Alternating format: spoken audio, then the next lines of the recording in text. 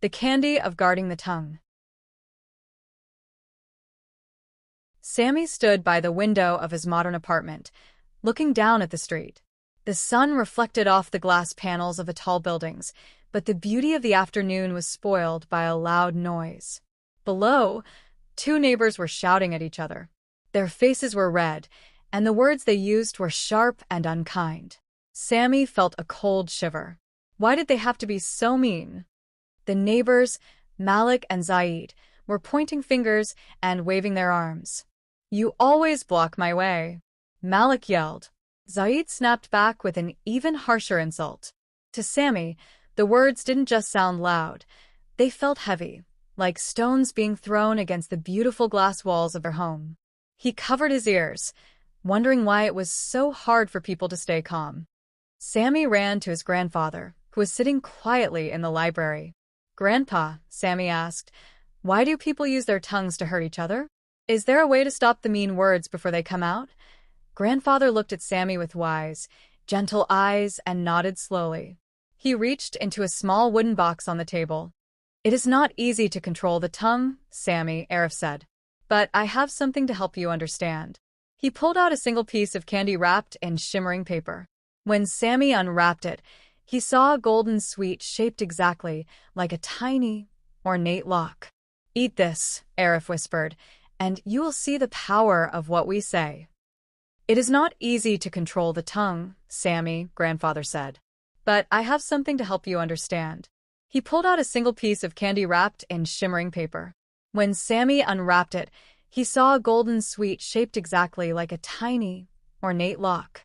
"Eat this," grandfather whispered, "and you will see the power of what we say." As soon as the candy touched Sami's tongue, the room began to swirl. The library walls melted away into streaks of light and glass. Sami felt light as a feather, spinning through a tunnel of colors. When his feet finally touched the ground, he wasn't in his grandfather's house anymore. He was standing in the middle of a strange, glittering plaza. This was the city of unrestrained tongues. The architecture was amazing, with buildings made of vast, polished glass that reached for the clouds. But the city was deafeningly noisy. People were talking all at once, and they weren't being kind. Sami noticed something strange. Every time someone told a lie or an insult, a dark, jagged arrow flew out of their mouth. Sami watched as a man told a mean story about a friend. A swarm of black arrows shot out and struck a passerby, who stumbled and looked suddenly sad. Then, a woman told a lie to a shopkeeper, and a gray fog began to cloud the beautiful glass windows of the nearby tower.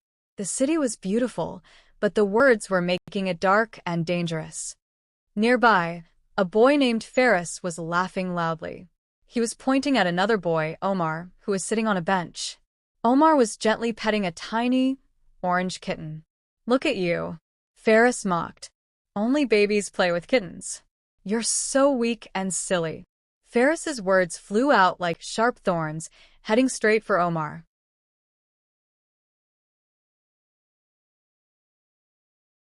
"Don't you see what you're doing?" Sami asked Faris. "Your words are like arrows.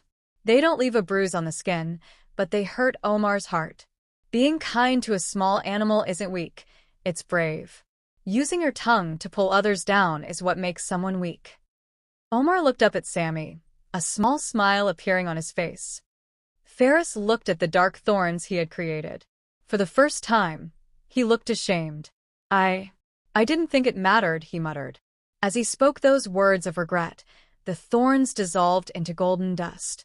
Suddenly, the entire city began to change. The gray fog lifted from the glass buildings, and the towers began to glow with a soft, warm light. The city was now the city of responsible words. People began to think before they spoke, and when they did speak, flowers and light emerged instead of arrows. Sami felt the golden lock candy dissolve completely. He blinked, and suddenly he was back in the library with grandfather. The room was quiet and peaceful.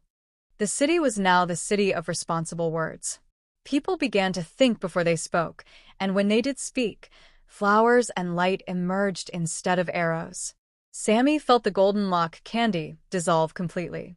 He blinked, and suddenly he was back in the library with Grandfather. The room was quiet and peaceful. Grandfather nodded and opened a book. "You have learned a great lesson, Sami. Remember what the Prophet Muhammad, peace be upon him, said. Whoever believes in Allah and the last day, let him speak good or remain silent. This is the lock that guards our hearts and the hearts of others." Sami looked back out the window. Malik and Zaid were no longer shouting. They were talking quietly, trying to resolve their problem. Sami smiled.